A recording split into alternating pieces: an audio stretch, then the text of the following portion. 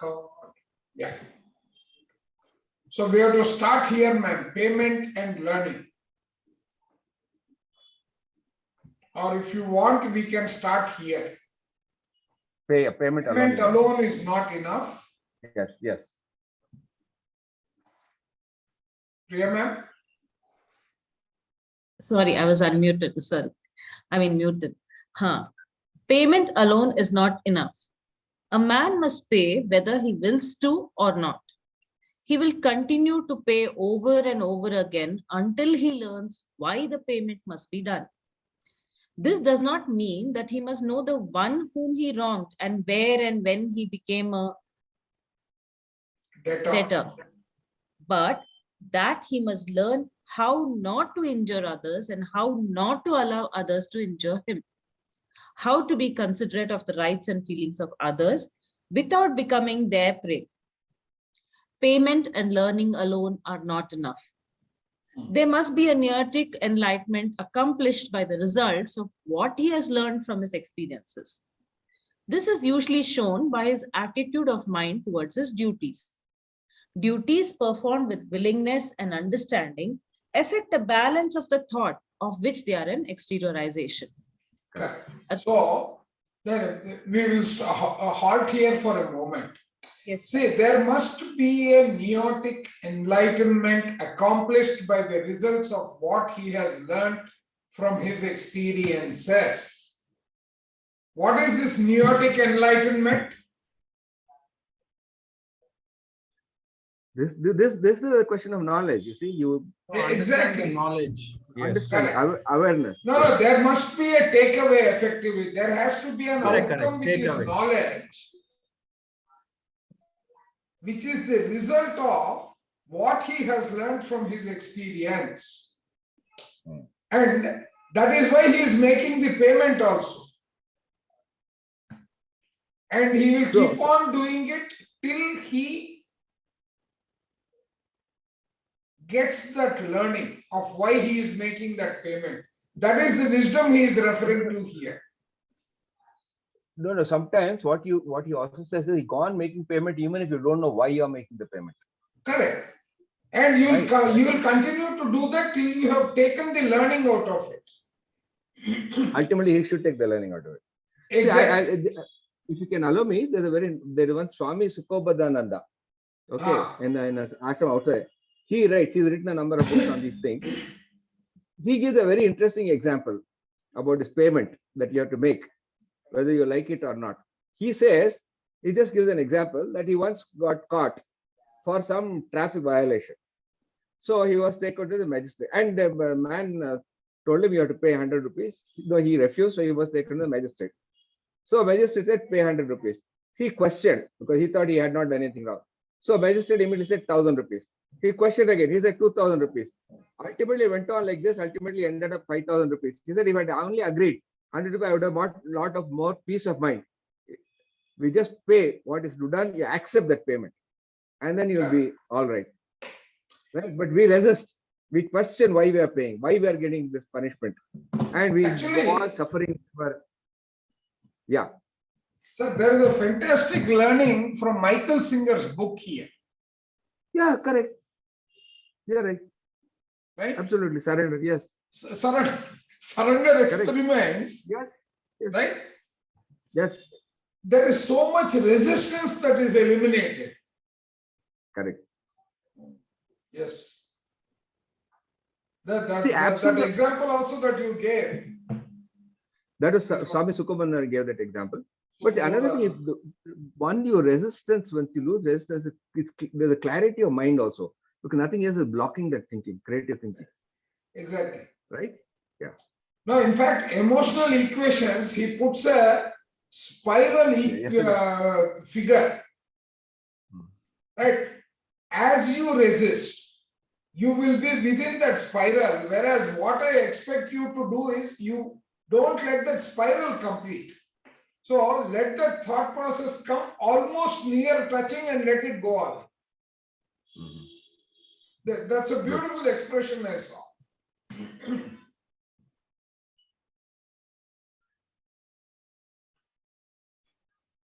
Yeah. Let's proceed, ma'am.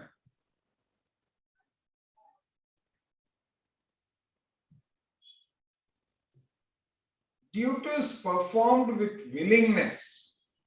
I think you are muted again.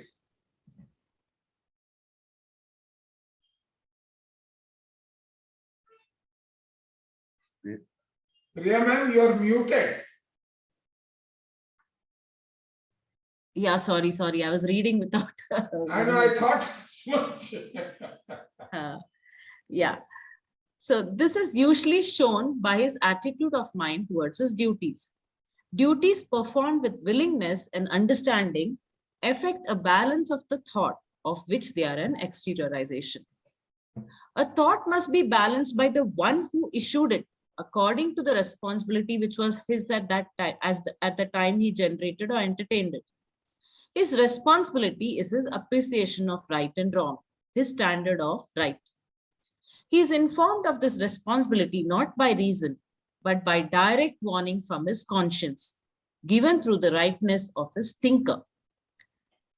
This warning stamps the thought for life through death and throughout the existence of the thought. The thought will continue until that stamp is matched. The stamp is the balancing factor that compels cyclic exteriorizations out of the thought until the thought is balanced by the agreement of the physical, psychic, mental, and neotic results. One's responsibility is his knowledge as the result of all that his doer has learned. One's responsibility is his knowledge as the result of all that his doer has learned from all its experiences through all its lives. This knowledge is abstract, but a concrete expression of this abstraction is found in the duty, which is his at any given time. That duty is a mirror of his responsibility. Pace is okay? Reading pace is okay? Yeah, reading pace. So now, suppose we apply this last bit to our soul plan, the pre-birth plan.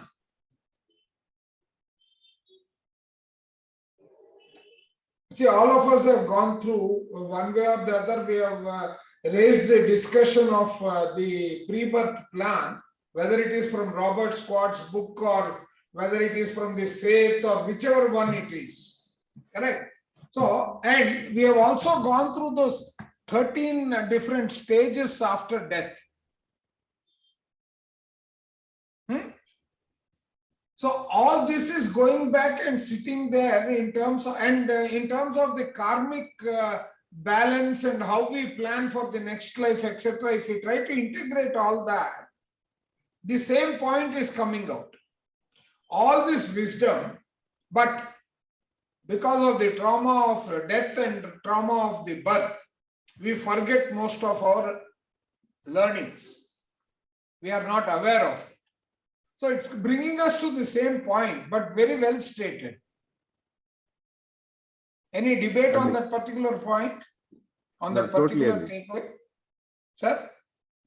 Totally agree.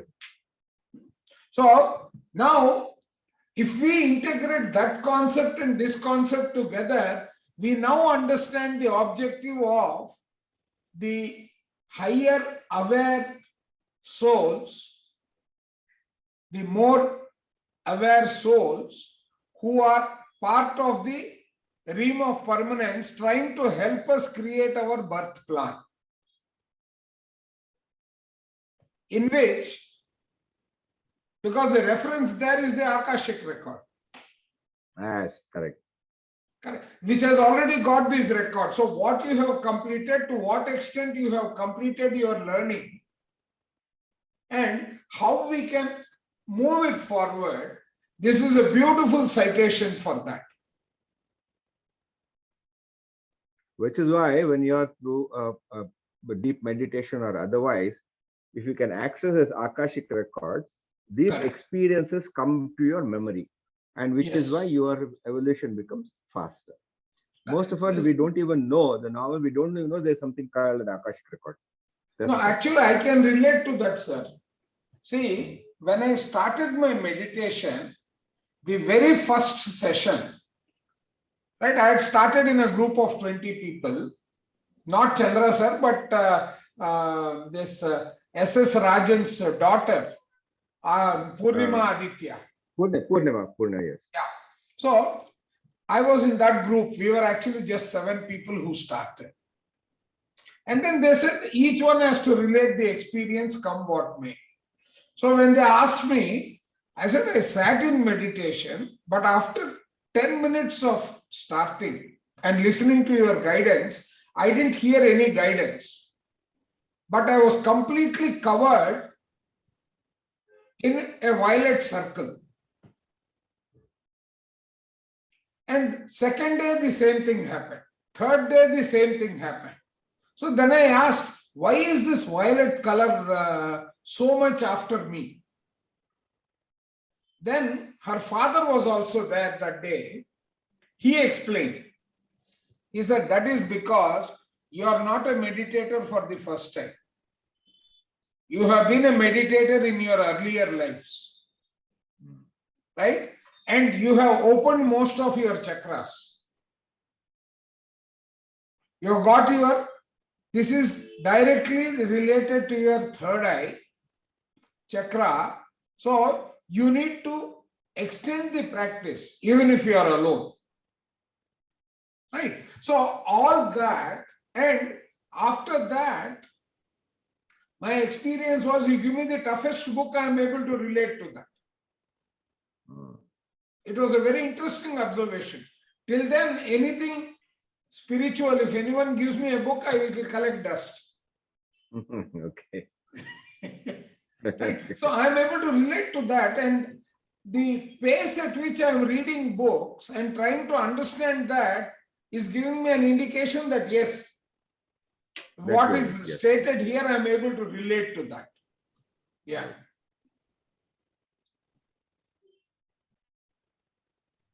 Yeah. The duty is a mirror of his responsibility. Okay. A thought once issued moves in a cycle. It is issued from the light world and its course is towards exteriorization.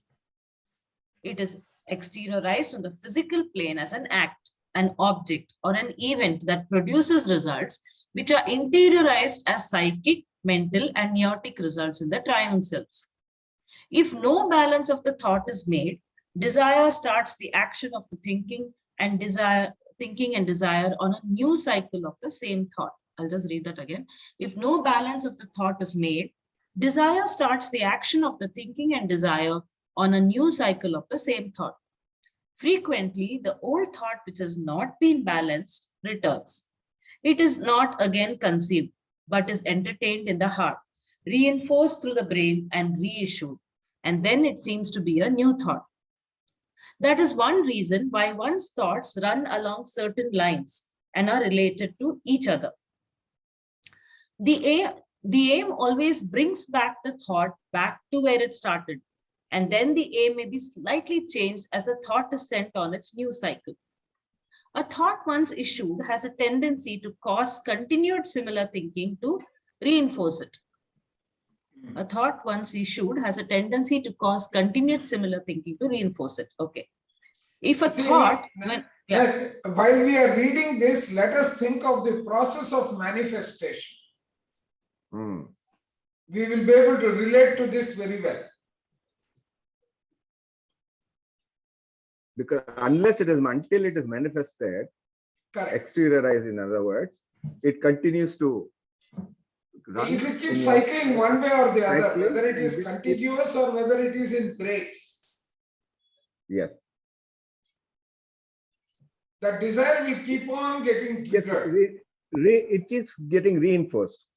Correct. Yeah. Yeah. Ma'am, one more round, we will do the same thing. From here. A thought once issued. A thought once issued? Okay. A thought once issued moves in a cycle. It is issued from the light world and its course is towards exteriorization. It is exteriorized on the physical plane as an act, an object or an event that produces results which are interiorized as psychic, mental, and neotic results of the triune selves.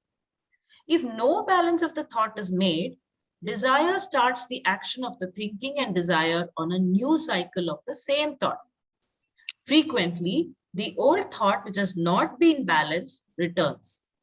It is not again conceived, but is entertained in the heart, reinforced through the brain, and reissued.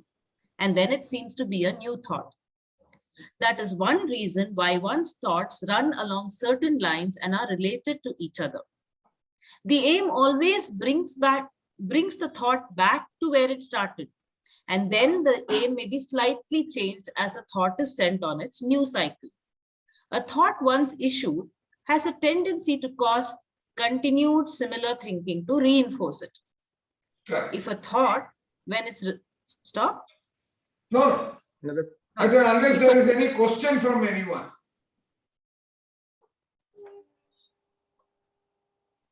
I think I can make any question from anyone?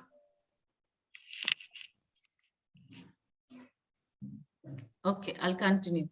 Yeah. If a thought, when its results are interiorized in the psychic, mental, and neotic atmospheres of the human, be not balanced, it has, while it's going through its cycles, decided effects upon the human. I'll read that again. If a thought, when its results are interiorized in the psychic, mental, and neotic atmospheres of the humans, be not balanced, it has, while it has going through the cycles, decided effects upon the human. The results on the human are feelings of joy or sorrow, and desire for continuance or cessation of the results, and further sharpening, dulling, or control of that desire. The human senses the desire as being right or wrong. If the desire wants to be right, rightness strengthens it. If desire insists on the wrong, rightness gives way. Yet, the thinking may be active and effective.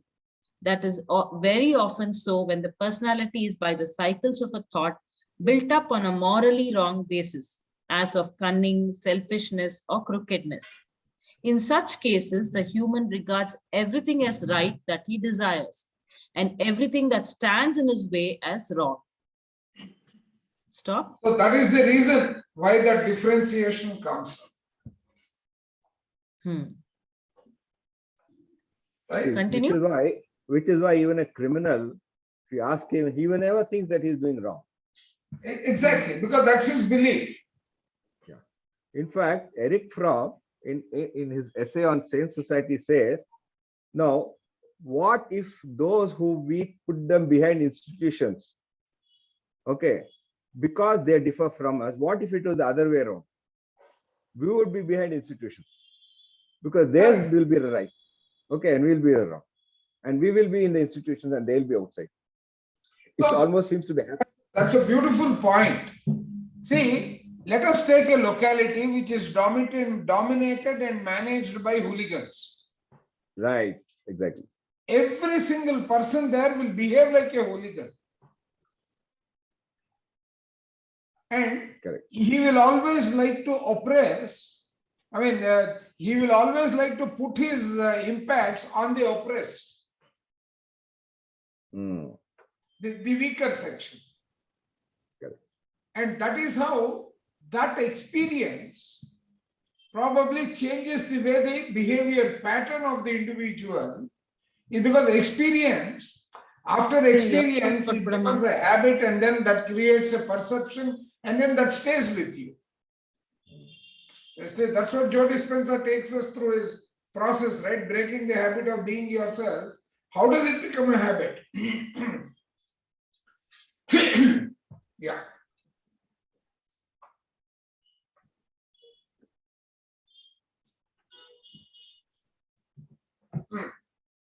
Yeah. The cycle of a thought has a certain path. At one point in its path, the thought is exteriorized. Here, the cycle is dealt with only in so far as it produces the exteriorization in orderly succession. The cycle of a thought has a certain path. At one point in its path, the thought is exteriorized. Here, the cycle is dealt with only in so far as it produces the exteriorization in orderly succession. One part of the path is towards exteriorization. The other part of the path is interior and subjective and comes after the path that appears as the exteriorization.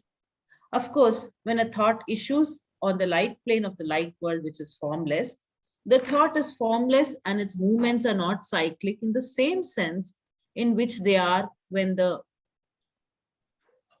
thought has form and cycles in the physical world.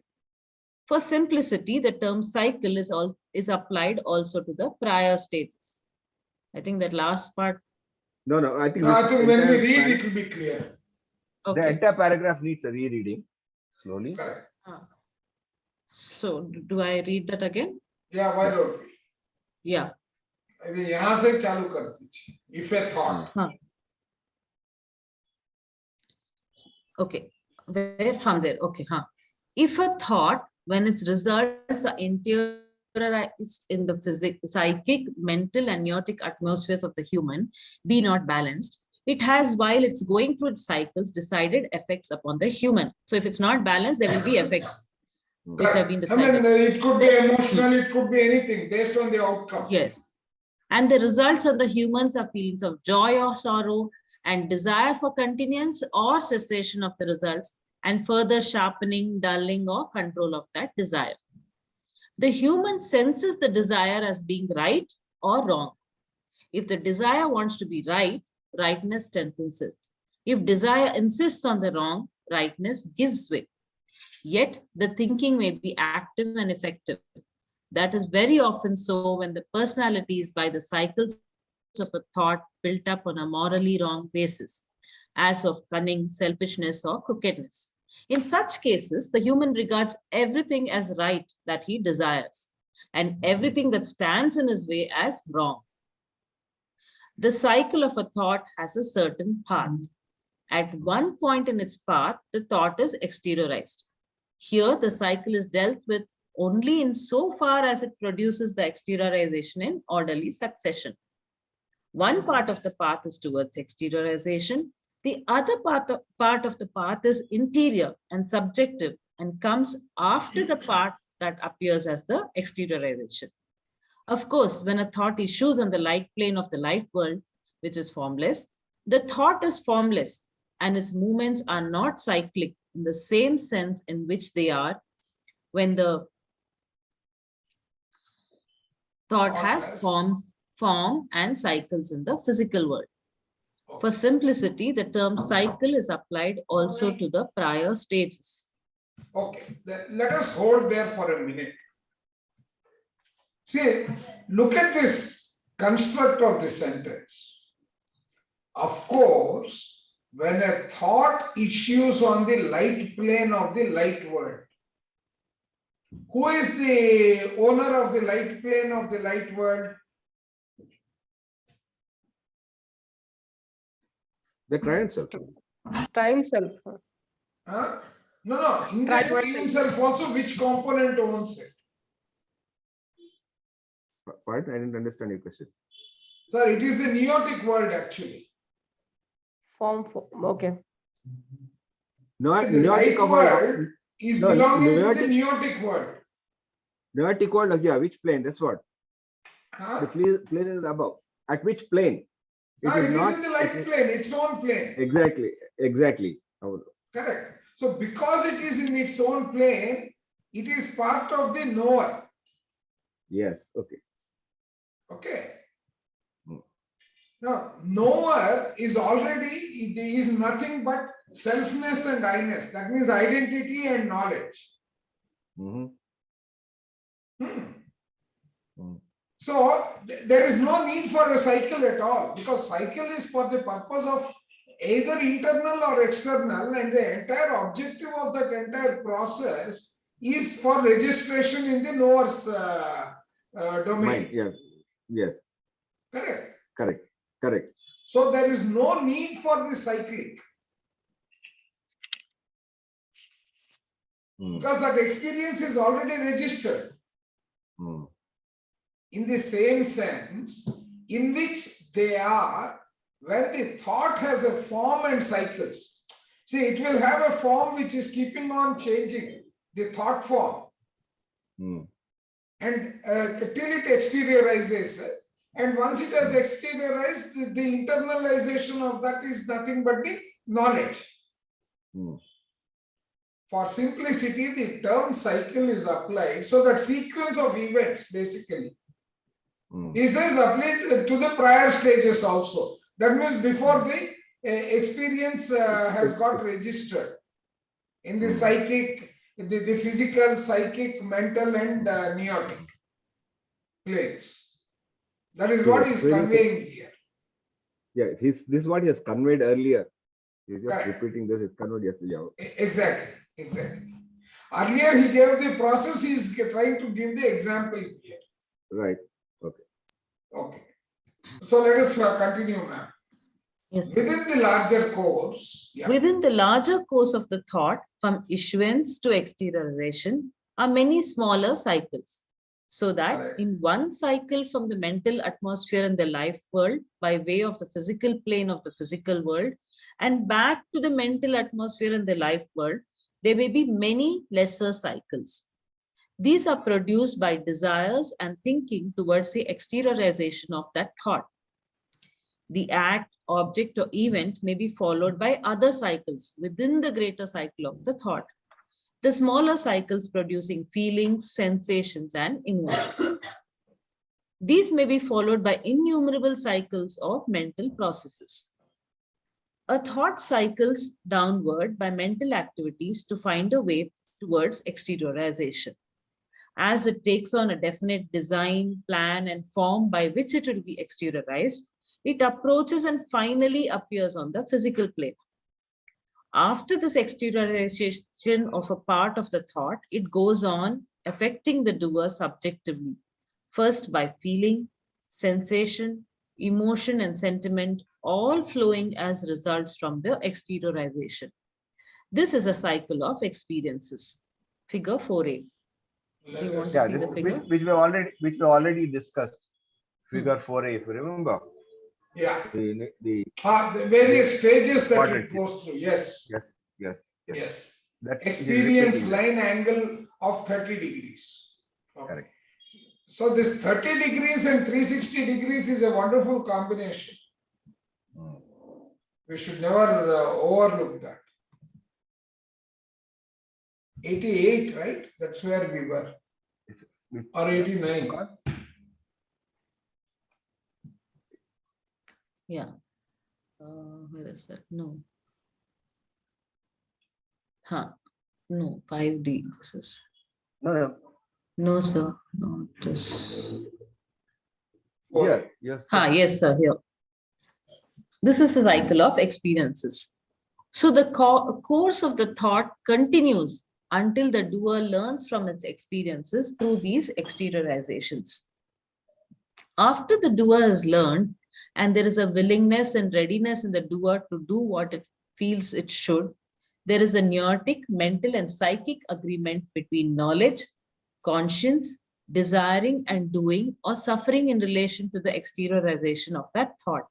And the cycle of the thought is completed, balanced in the mental atmosphere. So now, look at this last sentence. In that concept of cycle, right?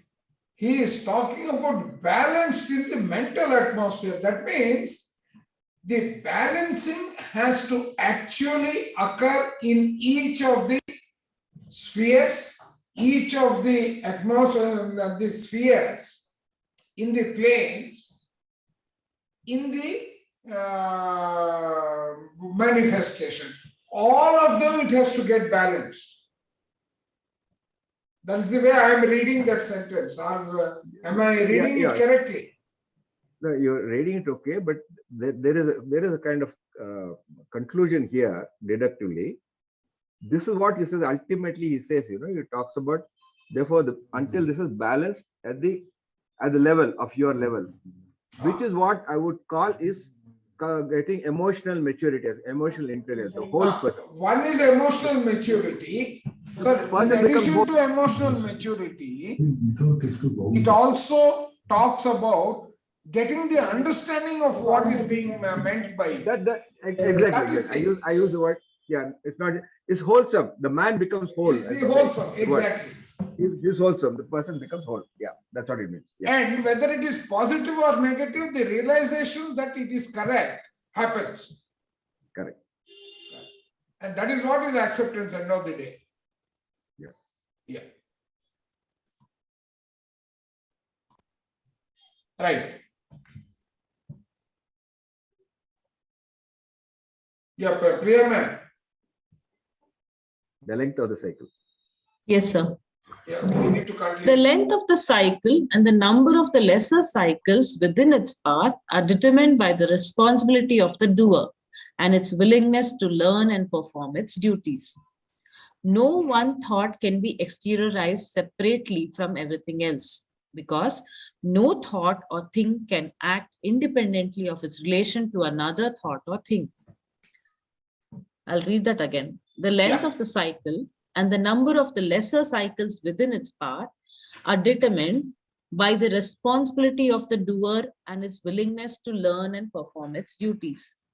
No one thought can be exteriorized separately from everything else, because no thought or thing can act independently of its relation to another thought or thing.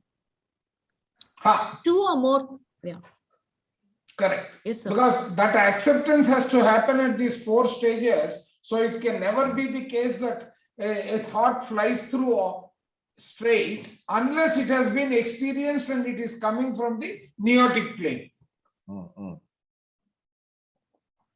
And it is registered in the neotic plane because it has got exteriorized and the experience has gone back to the neotic plane. Correct? Correct. Yeah. Yeah. So 2 or more thoughts of the same person, or a thought of one person and at least one thought of another person, are necessary to bring about an exteriorization. 2 or more thoughts must touch or cross each other for the exteriorization of either or both. When at least 2 thoughts make such a junction, coalescing, intersecting, or coinciding, one or both are ready for exteriorization, if place and condition can be found. The time is determined by the fact that the thought is on the form plane of the physical world. Only there thoughts can meet for exteriorization. Correct. A thought That's only in the form. Correct. Form plane of the physical world. That's correct, no? Correct. Which is the psychic plane. Yeah. Continue. A thought, once it is issued and exteriorized in part, continues its cyclic paths after the death of the body of the one who generated it.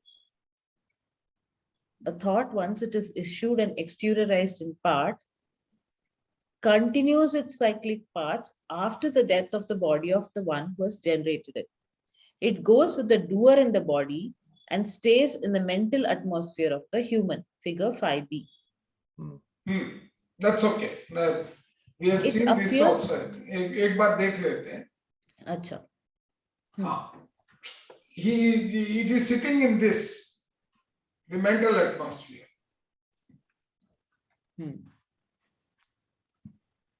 Exactly.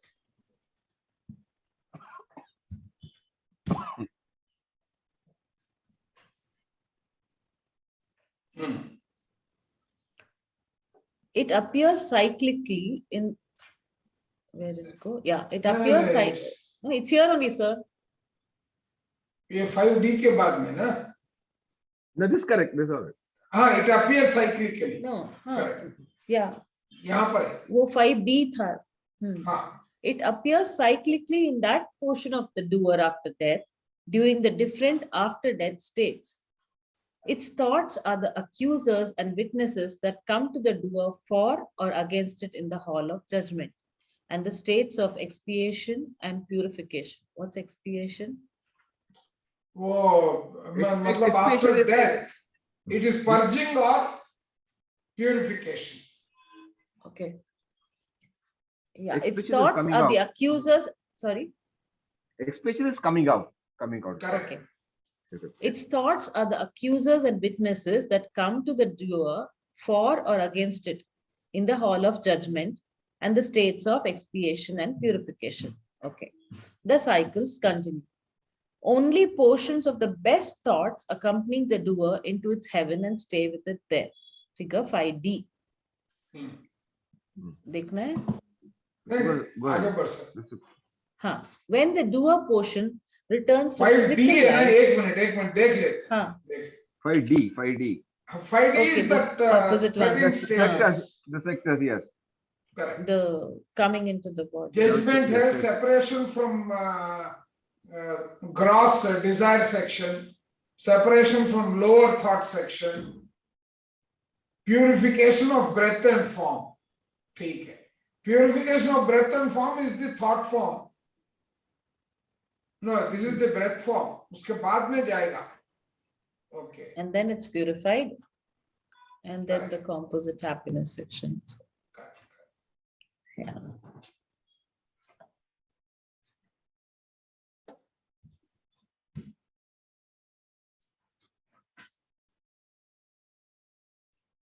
No, further down. Further down. Yeah. Yeah. When the doer portion. Only portions of the best thoughts accompany the doer into its heaven and stay with it there. That is the figure 5D. When the doer portion returns to physical life and enters a human body, its former thoughts continue to cycle around the human. The human in the early stages of life is not conscious of the cycling thoughts. As the body matures and the doer finds itself, it has thoughts. These thoughts which come to it in cyclic recurrence are its former thoughts. They are not conceived anew, but are entertained in the heart, reinforced in the brain, and from there reissued. The cycles of a person's thoughts determine the length and nature of his hell and his heaven, and approximately the time between re-existences. The cycles of a person's thoughts determine the length and nature of his hell and his heaven, and approximately the time between re-existences. Re-existences mean what exactly? Rebirths. Okay. So we are talking about between two births, like. Correct. Okay. So far, past thoughts of a single individual have been considered, but that is not enough. All human beings are generating thoughts. Their thoughts, like those of the individual, are condensed and so gradually exteriorized. All these thoughts have formed the conditions of the past with its savagery, despotism, slavery, its feudal and absolute monarchies with its serfs and peasants subject to forced labor, tithes and taxes, with its nobles and their right to jurisdiction and to the services of those who belong to the land, and then the changing conditions in the 19th century when thoughts found expression in wider education, United Nations, bureaucracies, and in manufacture and commerce with railroads, telegraph, and further inventions, whereby the middle classes and laborers came to the front and education became common in all civilized lands. It's a very interesting part. This part, if you notice, it relates to the kind of society he was living in that point in time. So from a generalized spiritual argument so far, at this moment he gets tempted, author gets tempted to look at the situation at his stage when he talks of savagery, despotism, which he doesn't like. And he wants to come now. Not only that. See, looking at the world today, right? There was a time when India was at its peak. Yes. India was robbed, plundered, right? And the cycle is such that slowly India is going back to that stage. So, I mean, that's the way I am envisioning. Slowly we are moving in that direction. If you take India per se, but remember how much earlier in the book itself he says, when it talks about exteriorization and the balancing of thought, he talks about what's going to happen to the American US society later. Okay, all this that they have done, now it's going to pay for that now. So that it's a kind of cycle, union cycle. But So I am that is very proud- keen on already- knowing when is And- it that the British is going to pay, because they are the people who plundered the globe. They already paid. You look at the society today. They already paid, right? No, sir. So but much unstable. I still This don't one. understand why is there pound sitting at where it is sitting. Not acceptable. They have to fall. It will fall. In fact, I myself remember how being in London at the time, it was very interesting to have, buy things from there and come. And later on, the next time you went, it's so expensive, you can't afford anything if you go to London. Correct. Not only You that, couldn't afford to sir. buy anything in London. Actually, I have a wonderful example of one of my dad's colleagues. See, in the 70s, he went to UK and he used to live in Bombay. During the 70s, availability of sugar in Bombay was a major problem. He spent 6 months in UK, and while coming back, do you know what he brought for himself? 3 kgs of sugar. No, why? Black Magic chocolates, I don't remember. It's called black box. To come in a black, it's called Black Magic chocolates and cream crackers, Kraft cheese. We used to get directly from UK. No, London. we used to get. But this man goes there, lives there for 6 months, and coming back, he is getting himself sugar. He says everything else is available. Why do I need anything? It was very funny. You go all the way to UK. When you are coming back, you will bring something to remember. What he brought was sugar, and he said, "This is what is not available in Bombay." Okay. Yeah. When I, as a child, grew up in Bombay, we were not getting rice. There was no rice in Bombay. Ration, heavily ration. Yeah. So this is like, so all this is reminding me of just this morning I was reading my son's textbook also, the French Revolution and all that, So it's like almost rereading the whole thing again in this paragraph. So it's not just India, it's happening like every part of the world where those thoughts were there and how they've changed, and now the new things have come in with the changes. Correct. Yeah. We will read this part, bureaucracies and in manufacture. Oh no, we finished this actually. So we can actually start with the if other thoughts. Yes. If others' thoughts were not opposed to his, the individual could nearly always count upon a realization of his own thoughts in the physical world, though not always as he wishes it to be, because no man can consider all of the factors in the light, life, form, and physical worlds.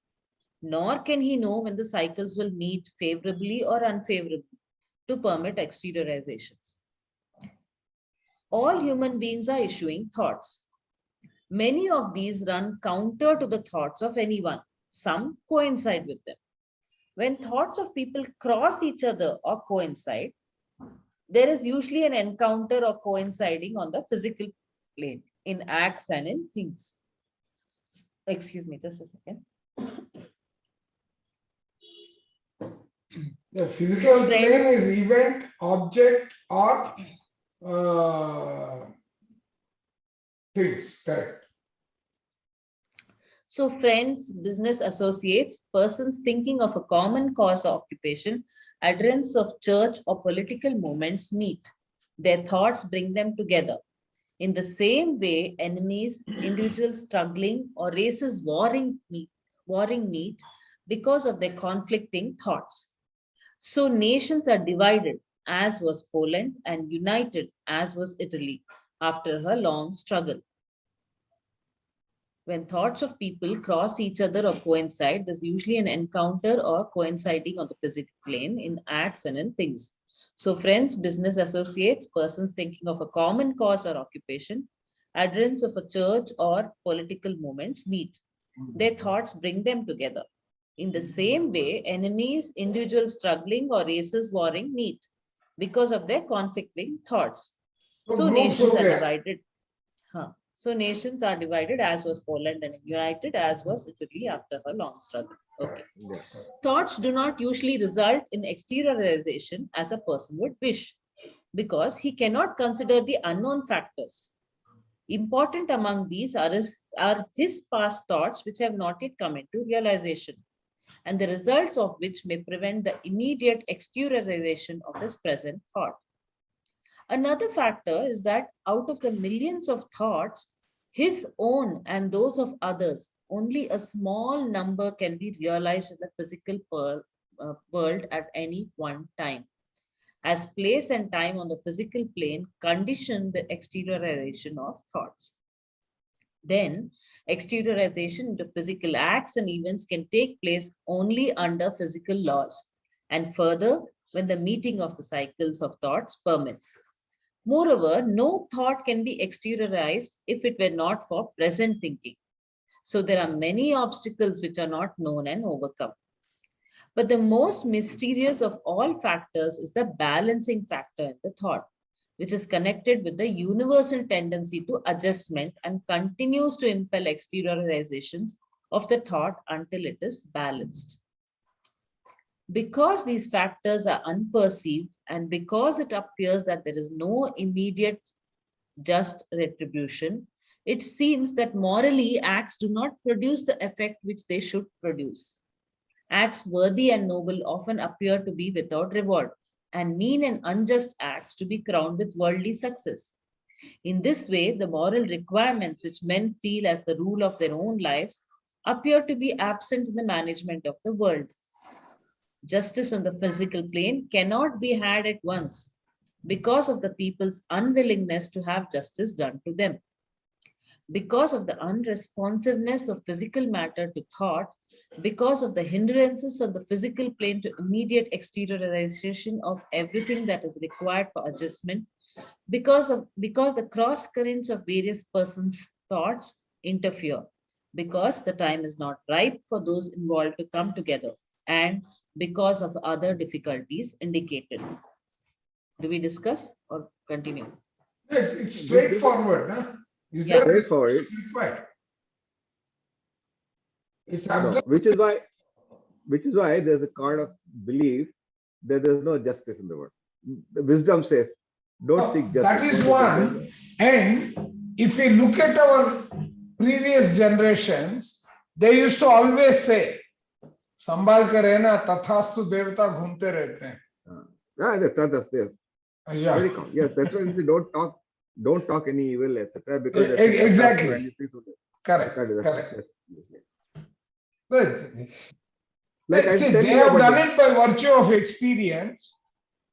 Then we started questioning the experience. Now we are given the logical reason behind that experience. Correct. Like I was telling you about book, no, that called when you meet the Buddha on the road. It tries to explain through various examples in literature, which is precisely saying that people expect justice. And what is justice? How do you expect justice? And there's no such thing justice. Yeah, that's very interesting, this one. That word justice is for whom? Whom? Correct. Exactly. Yes. Right. Is it for me? Is it for you? My colleague says that balancing, whenever that balancing happens, so you get the exteriorization. My colleagues gets an increment. I don't, though I've been working hard. So the world is not, who is justice? For him it is world is justice, because for me it's not, if it's unjust, right? Yeah. This is how we live. Now we are going to section 5. Do you want to continue or do you want to continue the next week? The new section. I think we'll do it next week, I think. Yeah, I think it's better. Let's say what we are saying sink in. Well, this content that we have discussed in the last 2 days is relatively heavy. Very, yeah. Yesterday was particularly very. Yeah. And interestingly, we have a good number today. 10, 11 people. I know, 11. Yesterday we had only 6, yeah. I know, Bala ma'am is joining when we are deciding to close. So she can summarize. She can ask to summarize. Yeah.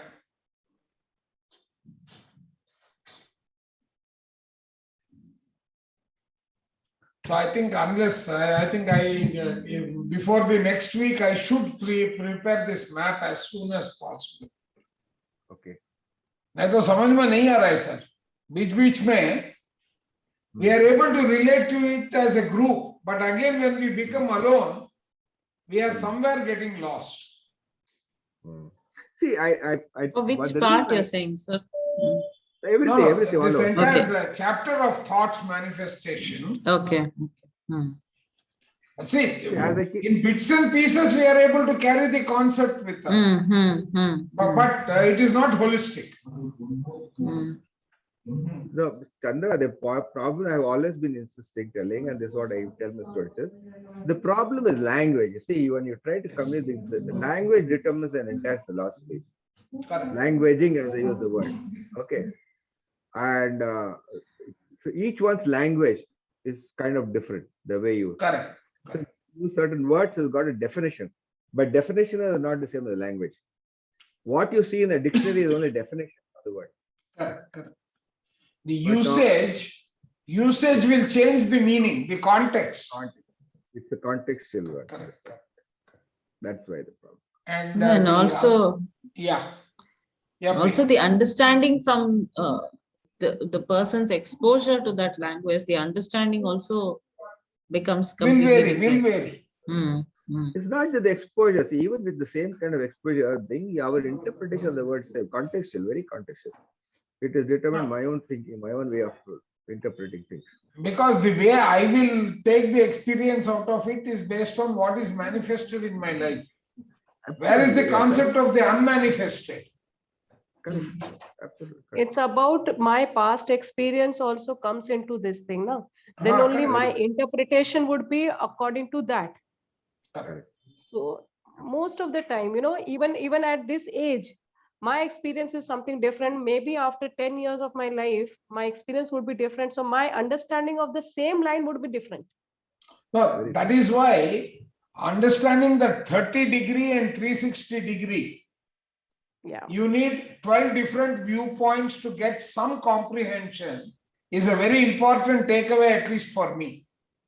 So that's the reason, sir, when we are into this book club, we have a different ages of the people who has a different experiences, and they all are sharing their lives. Correct. Okay, so it gives a different, it gives a every point, every ages has a different experience, and they're putting their own points. You're right. So pulling in of all the interpretations, ideas, understandings, everything happens. That's the reason we are running this book club since last 1.5 years. Still. And regularly, almost regularly. Yes. And we finished so many books. Just imagine. But we started with one of the toughest books, actually. But that's the best part we started with, sir. Nature of Personal Reality. And that book only made us to sit together. Correct. See, Jiddu Krishnamurti says, don't believe anything that I say. Because he was looking at it. Experience what I am saying. Exactly. Yes. So when we are even discussing, like you rightly said, experience your experience. So you shouldn't believe what Chandra says something, I say something. You don't have to believe what our interpretation. You have to experience that. And then you have to apply it to the scenario that you are in. That becomes your wisdom. And Jiddu Krishnamurti is very, very strong at that point. And which is why he says there's no such thing. All leaders are selfish. Don't believe leaders. He completely denies the question of concept of leaders. Right? Correct. So you don't have leaders. Now, after reading so many pages of this book, it's like 32 years it took him to write this book. So he has wrote that revolution, this, where whatever the age he has born, and he started writing a book. So many things he has seen his life, and the gist of his experience he just put into this book. Now you can actually see when you're reading some of the concepts, right? Why his sentences are so lengthy, because And, right, it is taking time for us to decipher what he is trying to convey. So you can see that entire experience that he has gone through, he doesn't want that to be broken. And that is actually unmanifested completely for us. And so the choice of words, it's awesome. Choice of words is awesome. No wonder it has taken him 32 years. In fact, now I am surprised how he managed to do it in 32 years. Like you said, he's avoided the dilution of what he wants to put in there, because of which it seems to be saturated. Correct. And as Jagdish sir pointed out, he has repeated the same sentence multiple times. If we really get, it is complete para itself has been repeated. Yes. And there is no change in his active voice, passive voice, none of that.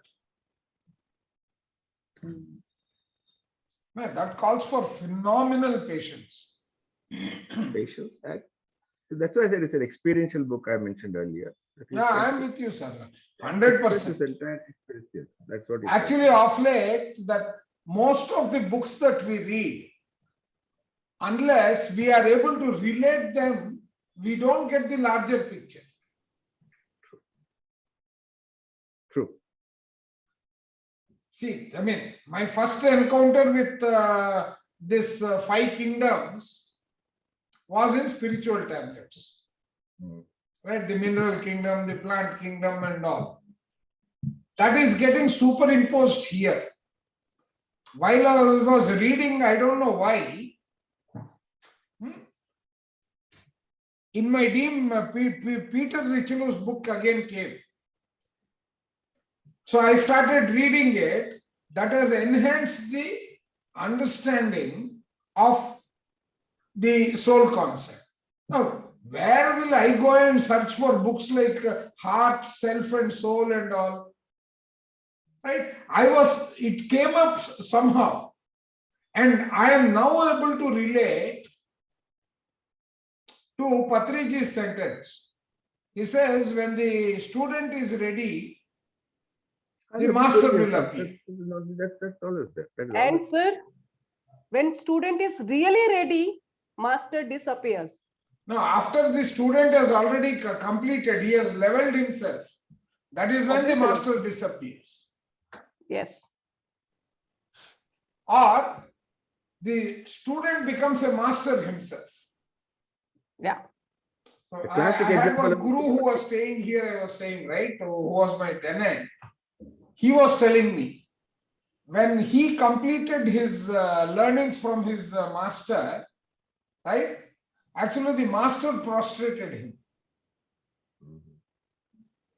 and told him, I have given you everything, my purpose in life is over, and next day morning he was not there. He moved. Sir ऐसा सचमुच में होता है क्या? हाँ होता है. There is a story of the Three Musketeers, the classic called Three Musketeers. Correct. Where ultimately the Dark Knight says, okay, you are the. Correct. The student becomes the master out there, right? Yeah. No, and I have seen this in so many cases. That what is that movie? Kung Fu Panda has there now. It's simple. This thing. There also, if you are familiar with it, there also it's like that. He becomes like one step higher, and his master asks him, "Will you teach me?" So not only that, ma'am. Please understand. If we go into the past, Vanaprastha, right, and sannyas.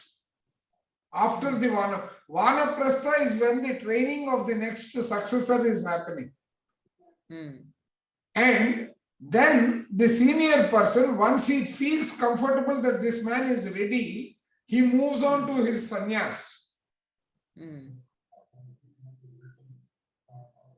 Okay. So when you say Vanaprastha, you're referring to leaving him temporarily without being around. Exactly. So in his absence, how he manages and what he does is like a test. Training. In a lighter way, in this context, The night I tell you, one of the exercises I had given a group of students, not in IM, but in another place I was teaching, as a part of creative and logical thinking, they had to put two parts. I gave them an assignment. It's a group assignment. And the prize money was a kitty, okay, of 500 rupees. And the team group, I told them two things. I gave a proposition. All people over 60 should be eliminated. We don't need it, society. Right. Now, so there are two parts of it. The logical part of it, why they should be removed, why they are not necessary. The second part is how. That's the creative part of it. The first part of it, they all give economic reasons, social reasons, but the real reason, what you said just now. Exactly. You give it to you next create generation. That didn't, because they try to give all kinds of examples, logic, and when you question that logic, they fail. And creative thing, they should get rid of. And I said, no, you can't kill them, at least legally. No, you generate the value system and let their creativity take the role. That generally people miss out, sir. You are right. Yes, yes. People miss out on that.